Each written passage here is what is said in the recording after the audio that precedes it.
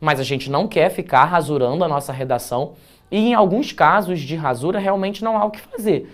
Ah, David, decidi tirar 2 períodos ou 3 períodos da minha redação. Não tem como fazer isso, você pode até cortar uma frase, mas você não vai conseguir resolver esse problema como um todo, tá? Então imaginamos que você já tenha montado o seu rascunho, vai passar essa redação à caneta, que tipo de cuidados você deve adotar? Primeiro, com relação à competência 1, vamos desfazer essa sensação equivocada de que ao aplicar palavras que só você conhece, de que isso vai causar algum tipo de boa impressão. Muito pelo contrário. A correção do Enem, ela é muito rápida, feita em minutos, e quando eu digo minutos, eu digo entre 4 a 6 minutos ou até menos. Então, utilizar palavras muito rebuscadas ou até mesmo palavras cujo sentido não é tão amplamente conhecido, eu não recomendo, porque isso só vai acabar causando uma dificuldade ainda maior na hora de fazer a correção. Então, com simplicidade e clareza, é menos provável errar. Vamos desfazer essa concepção de que escrever bonito é escrever bem, até porque a noção de escrever bonito, ela é por si só bastante variável, ok? Depois, é preciso combater a todo custo a oralidade. E a gente não tem uma lista pré-definida de oralidade. Então não há como eu dizer para vocês quais palavras pertencem a um contexto oral, porque elas são infinitas. Eu não tenho como fazer uma pré-lista aqui de possibilidades. E por que eu digo evitar a todo custo a oralidade? Porque a oralidade, ela é um erro que pisca na sua redação, sabe? Chama muita atenção do corretor. Quando você utiliza elementos típicos da oralidade, causa uma impressão bastante ruim a respeito de quem está escrevendo. Então, tomem um cuidado especial em relação às marcas de oralidade que, eventualmente, a sua redação possa estar apresentando. Vale lembrar também que não adianta você tentar fazer uma revisão logo depois de escrever a redação. Então vamos imaginar, já escrevi o meu rascunho inteiro, ele está pronto. Vale a pena eu revisar logo depois de produzir o rascunho? A resposta é muito simples. Não, não vale a pena. Normalmente o nosso olhar ele está muito contaminado ainda pela escrita, ela acabou de acontecer. Então, em vez de você fazer uma revisão logo depois de escrever a redação, o importante é você deixar a redação descansando, você se distanciar desta redação. Então, o interessante mesmo é que você possa passar a limpo num outro momento, entre as partes da prova ou até ao final dessa prova. Agora, terminar de fazer a redação e logo depois revisar, a tendência é que você acabe deixando escapar alguns desvios. Tudo bem? Mais uma dica importante: obrigar-se a usar corretamente estruturas que apareceram como incorretas em redação anterior. Então vamos imaginar que você fez uma redação aqui para o ProEnem, enviou a redação e o corretor identificou para você, sei lá, 12 erros diferentes. Um de acento, um de concordância, um de vírgula, um de regência. Em vez de você sair igual uma jamanta desgovernada, tentando engolir a gramática à força, coisa que é difícil, já que já estamos aí começando setembro, é mais inteligente e estratégico você se concentrar nos seus erros. Então pega o que você está errando e estuda aquele caso daquela matéria, porque assim você vai minando esses erros até o ponto deles chegarem a zero. O que acontece é que o aluno quer tentar desvendar toda a gramática numa tarde. Ele pega a gramática e acha que lendo essa gramática, aquilo vai entrar na sua cabeça à força. Então é muito mais inteligente você se concentrar nos problemas. Vale a pena eu estudar todo um capítulo de concordância nominal se o que eu estou errando é concordância verbal? Talvez não seja tão estratégico assim. Até porque você tem um tempo a se dedicar também a outras disciplinas que não somente a redação, certo? Depois, antes de entregar a redação, sempre fazer uma cuidadosa revisão. Já comentei aqui, é importante que você se distancie um pouco. Sabe quando você escreve um texto e aí na semana seguinte você vai olhar esse texto e aí você tem a impressão de que aquele texto nem era seu? seja porque ele está muito bom e você nem imaginava que você era capaz de escrever algo tão bom assim, seja porque ele está muito ruim e você pensa, meu Deus, como eu fui capaz de escrever uma atrocidade dessa? É porque quanto mais tempo você dá entre a produção e a revisão, maior a probabilidade de você criar um olhar crítico a respeito do que você está lendo. Se você não cria esse distanciamento, há uma tendência muito grande de você acabar não conseguindo fazer uma avaliação suficientemente crítica. Tudo bem? E claro, gente, evite que rasuras e retificações impeçam ou comprometam a leitura de alguma parte do texto. Eu não estou dizendo que é proibido rasurar a redação. É claro que a rasura precisa acontecer se você verificar a necessidade dela. Agora, sejam o mais discretos possíveis na hora de fazer a sua rasura. Então, não faça uma rasura muito escandalosa, muito gritante. Procura adotar uma rasura que não comprometa a estética do texto e, principalmente, que não comprometa o entorno dessas palavras. Porque, dependendo do seu grau de brutalidade, você pode acabar colocando uma rasura muito escandalosa e o que pode comprometer a leitura das palavras que estão ao redor daquela que você está rasurando. Tem uma pergunta aqui, Giovana. Professor, qual é melhor? Passar a redação a limpo quando terminar de fazer ou quando for passar o gabarito? Eu não entendo muito bem o que é passar o gabarito. Eu acho que você está querendo dizer preencher o cartão resposta, né? Eu acho que você está falando botar lá as bolinhas do cartão resposta. Bom, mas isso sou eu, tá? Eu não sou a régua para todos os alunos. Pode ser que cada aluno vá se adaptando a uma outra realidade. Eu prefiro passar a redação a limpo nos momentos finais da prova, mas eu reservo um tempo adequado para que isso aconteça. Não posso deixar para passar a limpo com 10 minutos de prova faltando, porque aí a tendência é que a minha letra fique um garrancho, isso vai comprometer a leitura, e aí eu não vou ter nem mesmo a atenção para fazer a revisão. Tá? Você pode fazer também entre as partes da redação, dividir em 2 blocos a própria prova, né? Há aquele aluno que prefere escrever a redação e já passar a limpo. Eu não gosto de fazer assim, justamente porque eu não consigo observar a redação com um olhar mais crítico, né? Eu acho que quanto mais tempo você estabelece entre produção e revisão, maior a tendência de você encontrar os deslizes, tá? Meu problema é o tempo, eu demoro demais para fazer uma redação. Galera, para a galera que ainda está sofrendo com o tempo, já chegamos numa época do ano, ou melhor, já chegamos a uma época do ano em que é importante o aluno cronometrar a sua redação, porque apenas a partir de uma verificação inicial de tempo é que ele pode gradativamente ir retirando esse tempo. Se você não tem noção de quanto está levando exato, é difícil você ir aos poucos criando essa disciplina de reduzir o tempo, né? Não tem jeito, não tem fórmula mágica. Você deve acostumar o seu corpo a reduzir esse tempo. E você só consegue reduzir esse tempo com disciplina. Se você leva 1h40 nesta semana, na próxima semana você leva 1h35 e crava isso no despertador do celular. Não pode deixar o barco correndo solto, porque a questão de tempo precisa ser feita de uma maneira bastante rigorosa e cronometrando mesmo. Sem cronometrar e deixar que o corpo ele responda naturalmente, no geral, o corpo não responde naturalmente. Vamos falar um pouquinho sobre a competência número 2, alguns cuidados que você deve ter na hora de passar a sua redação a limpo. Não ignorar as palavras presentes na frase temática, claro.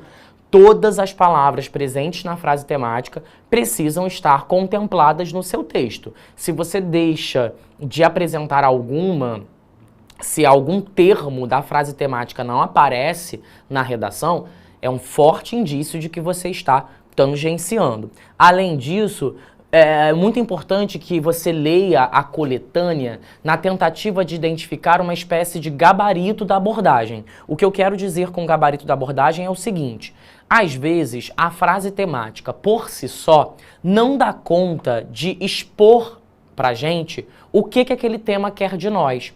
Muitas vezes a frase, ela parece um pouco hermética, misteriosa, de modo que ela só se revela por completo quando você faz a leitura da coletânea. Então não dispensem a leitura da coletânea e também não a façam de uma maneira apressada e irresponsável, porque a coletânea, para além de ir ativando na nossa mente certas lâmpadas, certas ideias, né, vai dando os gatilhos necessários para a gente poder produzir a redação, a coletânea também vai nos orientar a respeito de qual é o caminho mais seguro em termos de abordagem, tá? O que acontece é que o aluno fica muito nervoso, prefere fazer a leitura da coletânea com pressa e isso tende a resultar em casos de tangência e, nos piores casos, de fuga completa. E aí, nos casos de fuga completa, realmente não há o que fazer.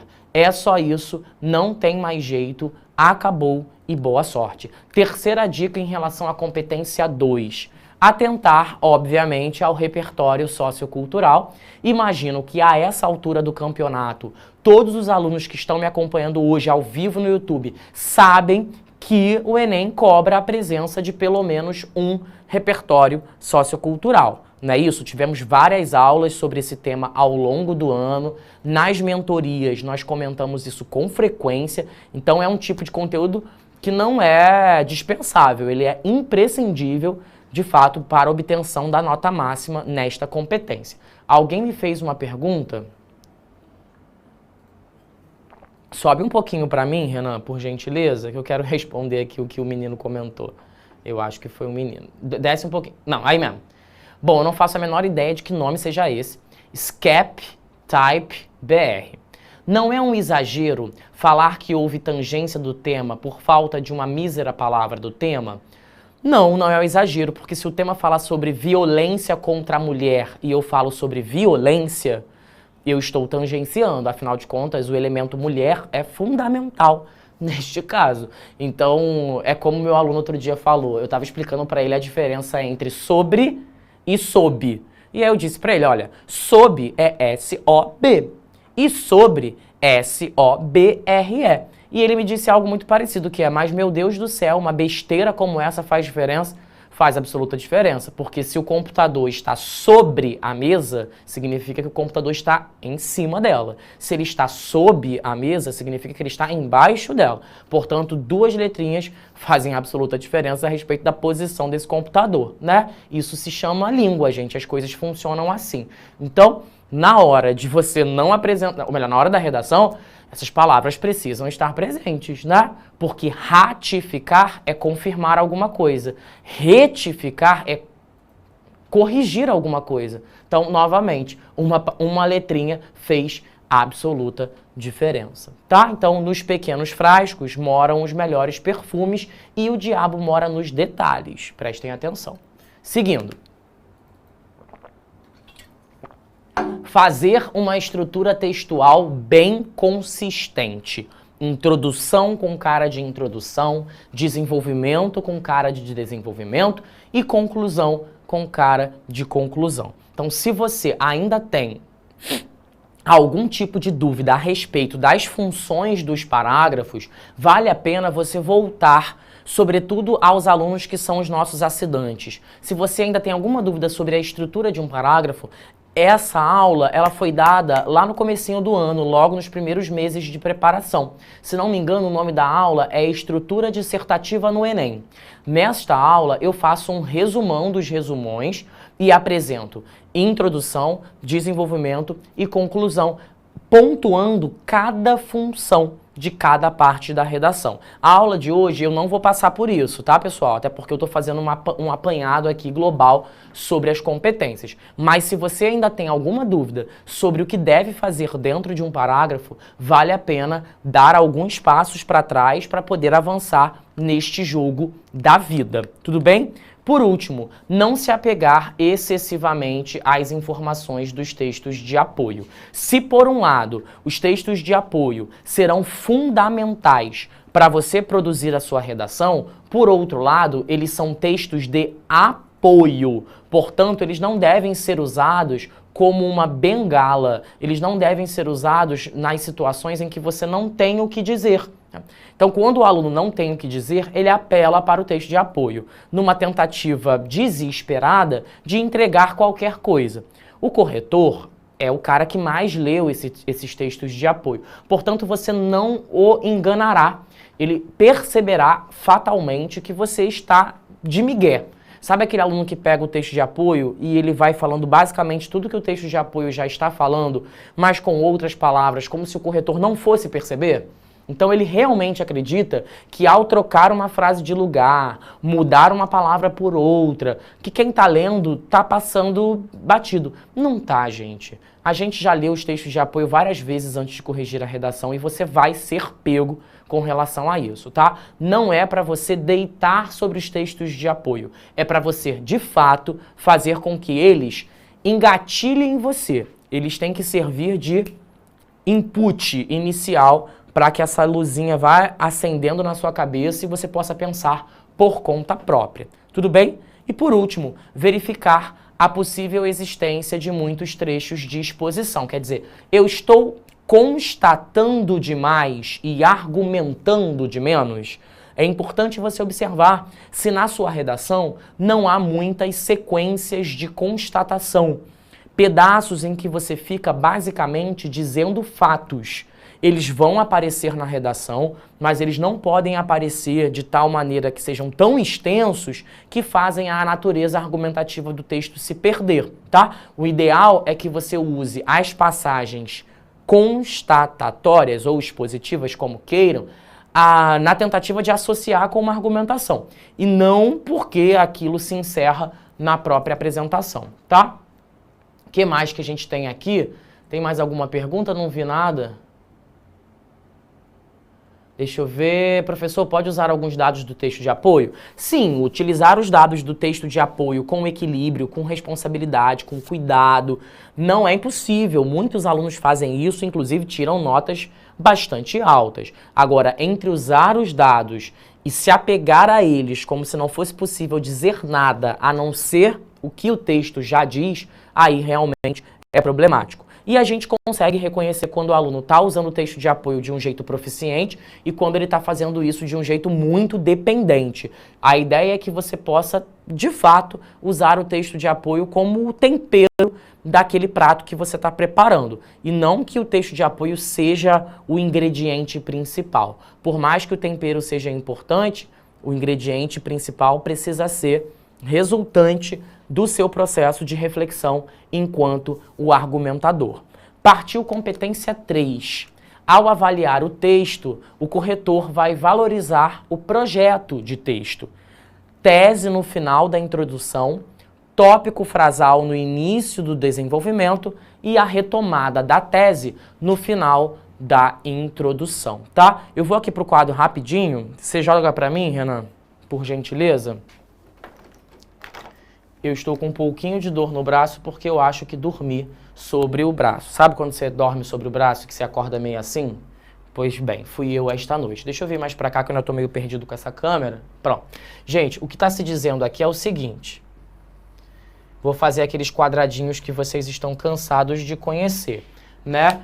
Introdução, desenvolvimento número 1, desenvolvimento número 2 e conclusão. O que eu estou dizendo neste slide é essa parte e esta parte podem e devem conversar, tá? Então, o final da introdução com o começo da sua conclusão devem estabelecer um diálogo. Esse diálogo é, aqui você tem a tese e aqui você tem a paráfrase da tese, correto? Aqui você tem a tese, aqui você tem a paráfrase da tese. E no começo de cada desenvolvimento, é legal marcar com o TF, ou seja, tópico frasal. E aqui, mais um tópico frasal. Eu não estou dizendo que o aluno é obrigado a fazer isso, até porque nas mentorias a gente tem visto que muitos alunos não estão fazendo isso. Mas se você quer deixar o seu projeto de texto bem marcado, assim, bem fácil de ser corrigido, essa é uma estrutura que nunca erra. Se bem realizada, você certamente vai ser observado com relativa tranquilidade, porque é um jeito também relativamente fácil de você organizar a sua redação, tá? Voltando aqui para a nossa apresentação. Bom, falei sobre a tese no final da introdução, tópico frasal no início do desenvolvimento e, por fim, a retomada da tese logo no começo da conclusão. Principalmente para aqueles alunos um pouco mais ansiosos que já começam a conclusão com a proposta de intervenção. Eu nunca disse isso nas minhas aulas, tá? Eu nunca disse que era para você começar direto a conclusão com proposta. Eu sempre disse que era interessante colocar uma retomada da tese aqui para criar justamente o efeito de circuito, a sensação de que o seu texto não foi vítima do acaso, pelo contrário, de que você pensou organizadamente a estrutura daquele parágrafo, tá? Depois, utilizar palavras que demonstrem juízo de valor a respeito do que é dito. Marcas de autoria são justamente essas palavras que expõem os juízos de valor do argumentador. Eu sempre falo isso nas nossas mentorias. Façam um uso abundante dos adjetivos. Verbos, advérbios e substantivos também podem auxiliar nesse processo de construção do juízo de valor, mas é o adjetivo o carro-chefe nesse processo de marcar a opinião de quem está argumentando. Então, não poupem nos adjetivos, sejam eles depreciativos, sejam eles elogiosos. Quando você critica, você está argumentando, e quando você elogia, você também está argumentando. Pode fazer uso deles, é bom que você faça uso deles. Já houve aulas, inclusive anteriores, em que eu trouxe listas de marcas de opinião. Isso deve ter aí, sei lá, umas 3 semanas mais ou menos, tá? Que eu trouxe essas marcas, pedi pra galera, inclusive, dar um print pra guardar, porque essas marcas se fariam importantes, tá? Depois, não se perder na relação entre tese e tópicos frasais. Ou seja, vou voltar aqui para o quadro para mostrar para você o que eu quero dizer com isso. O diretor, joga aqui para mim. Quando você criar a sua tese, presta atenção. Quando você criar a sua tese, você criou e normalmente os alunos citam os 2 argumentos, não é assim? Normalmente o aluno cita os 2 argumentos. Quando você cita os 2 argumentos, é muito importante que você faça essa distribuição correta. De modo que essa tese distribua o primeiro argumento para o primeiro TF e o segundo argumento para o segundo TF. Isso não garante sucesso na redação. Não é por fazer isso que você vai tirar 1000. Mas esse é um bom caminho de você mostrar para o corretor que o teu texto ele está espelhando uma cabeça bem organizada. Determinei que falaria sobre 2 pontos e eu distribuí, de fato, esses 2 pontos ao longo da minha redação. Tá? Então, cuidado na hora de fazer essa distribuição para ver se está batendo direitinho. O que você afirmou aqui com o que você está afirmando tanto aqui quanto aqui, tá? Porque esses tópicos frasais, eles se somam. Os 2 tópicos frasais somados refletem a sua tese, correto? Voltando aqui para a nossa apresentação, não se perder no parágrafo de desenvolvimento. Defender apenas a ideia do tópico frasal. Isso aqui vale para aquela galera desesperada que acha que quanto mais ideias dentro de um parágrafo, melhor. Não, na verdade, a ideia de um parágrafo é que você consiga selecionar uma ideia central e que se debruce sobre ela e que chegue à camada mais profunda desta ideia. Então a ideia não é, na verdade, você apresentar um tópico frasal de uma ideia e depois ir trazendo outras que o complementem. Perdão, gente, estou com soluço. Na verdade, a ideia é que você traga um tópico frasal e consiga chegar ao pré-sal dessa ideia, que você chegue bastante fundo nesta ideia, porque isso sim tende a demonstrar uma maior habilidade sua. Para quem está perguntando o que é PT, provavelmente chegou depois, né? Quando eu botei PT, eu botei paráfrase da tese, tá? Então, T lá em cima é tese e embaixo paráfrase da tese. David, o que é a paráfrase da tese? Falar a mesma coisa que já foi dita na tese, só que com outras palavras. Beleza? Por isso que tá PT ali. A Franciane está me fazendo uma pergunta aqui no chat que eu vou responder. Professor, 2 palavras no gerúndio tira ponto, pois na minha redação o corretor tirou 40 pontos na competência 4. Bom, tem que ver direitinho a redação inteira, eu não vi sua redação inteira. A verdade é que a gente não analisa a presença ou a ausência do gerúndio. A gente analisa a qualidade daquele emprego. Então, 2 gerúndios na redação tira ponto? Não, se esses 2 gerúndios estiverem bem empregados. A questão é, estavam bem empregados? Você utilizou esse gerúndio na maneira correta? Porque aí, senão, você pode vir a perder ponto. Então tem que observar o caso, não dá para dizer a priori se você perderia ou não perderia pontos em relação a isso, tá? Vamos para a competência 4. Identificar no início de cada parágrafo itens coesivos de valor argumentativo. Não é isso, gente? Voltando aqui para o nosso quadro, joga aqui, Renan, para mim.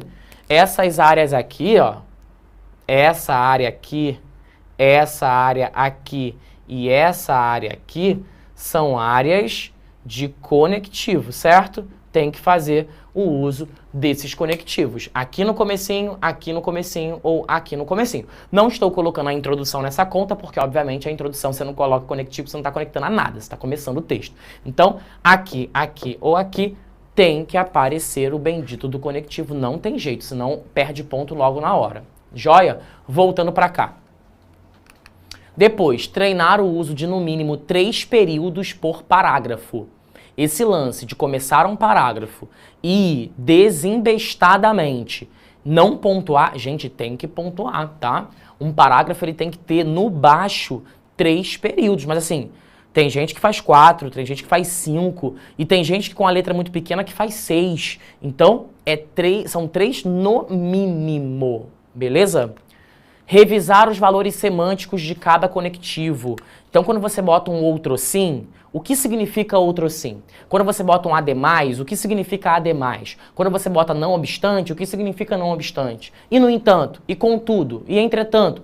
O que eu vejo são alunos usando conectivos que muitas vezes ele nem sabe do que significa. Ah, eu botei o outro sim porque eu achei bonito.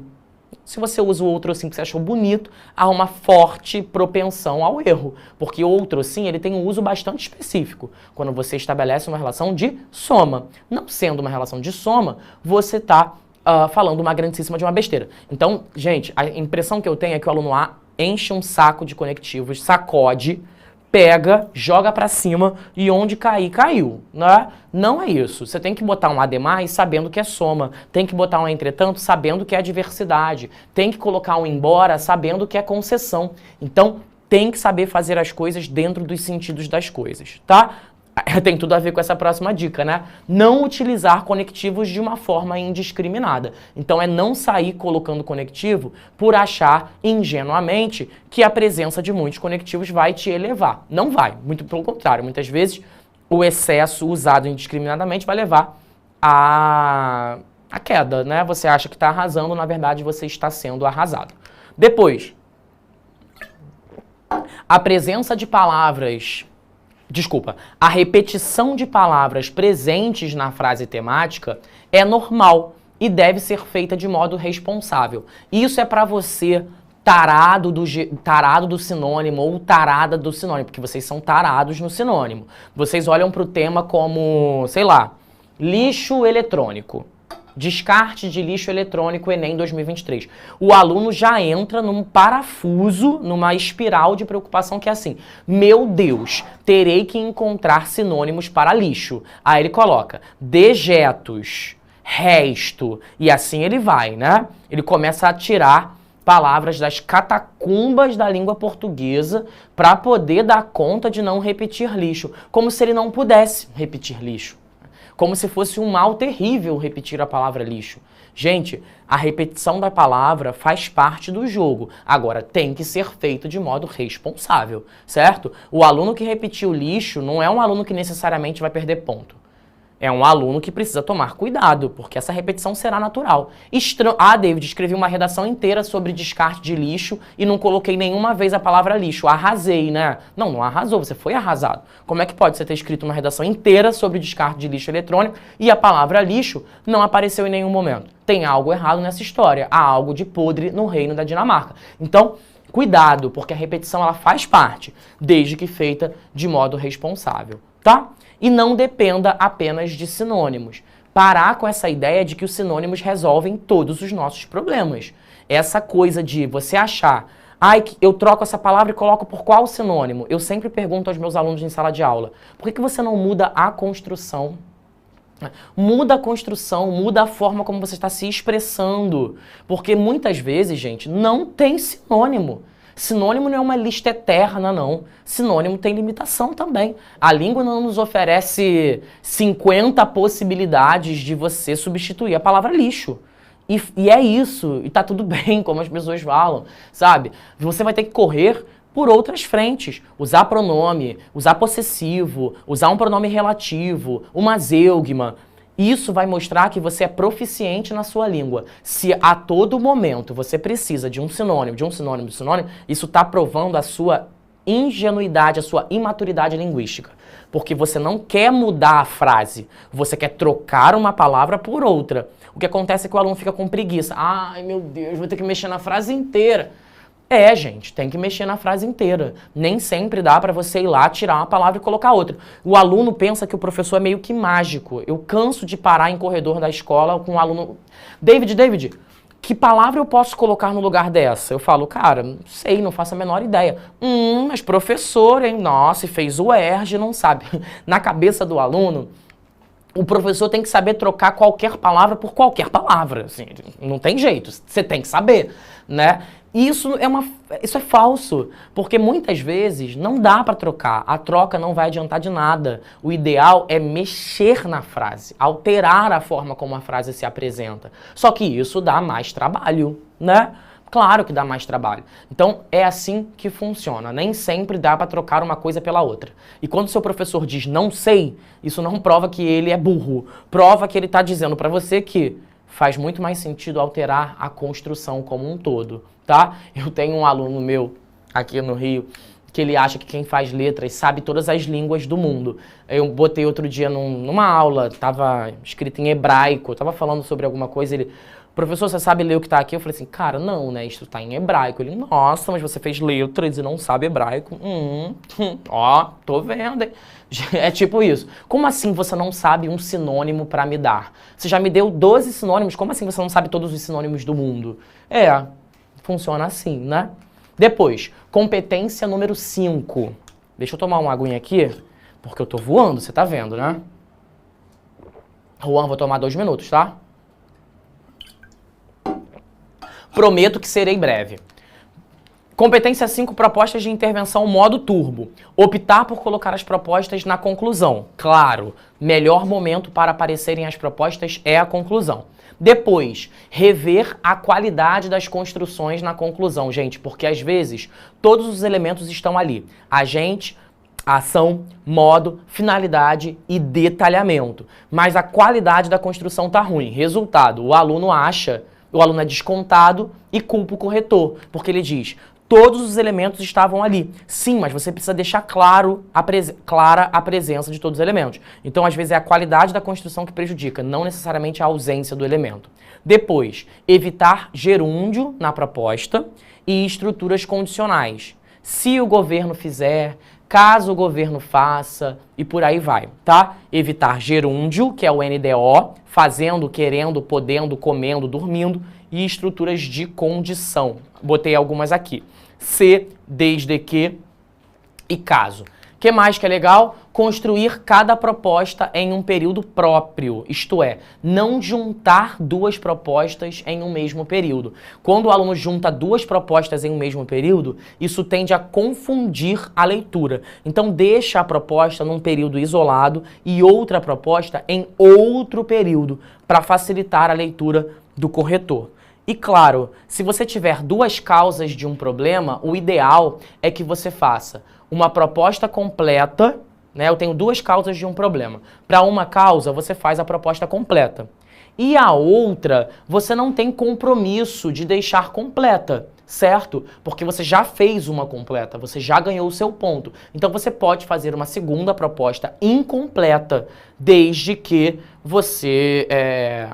faça direito também, né? Ah, como assim? Incompleta significa o quê? Incompleta pode ser agente e ação, pode ser agente e meio, agente, ação e meio, ação e finalidade. Aí você escolhe o cardápio que você quiser montar. Tá bem? Gente, a aula de hoje foi no modo expresso. Acho que eu consegui fazer tudo o que eu pretendia fazer, mas em alguns momentos eu tive que acelerar mesmo, senão a gente não ia conseguir terminar essa brincadeira aqui, tá? Eu já vou me despedindo, são 6h17, tomei aí 2 minutinhos para vocês poderem tomar um café, uma água e ir no banheiro e voltar, porque tem aula ainda com o Glaucio hoje.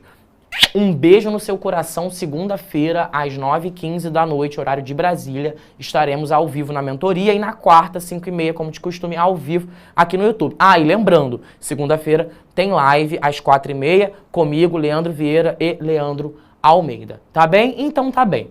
Beijo no seu coração aqui, ó, para lembrar você de segunda.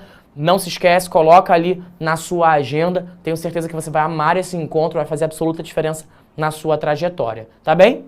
Beijo no seu coração, gente. Foi bom estar com vocês e brincar com vocês, mas a nave tem que partir, tá? Nos vemos na segunda-feira, à tarde aqui e à noite na mentoria. Joia? Beijinho. Tchau, tchau. Assista nossas aulas a hora que você quiser. Vem com o Pro, o cursinho online que mais aprova no Enem.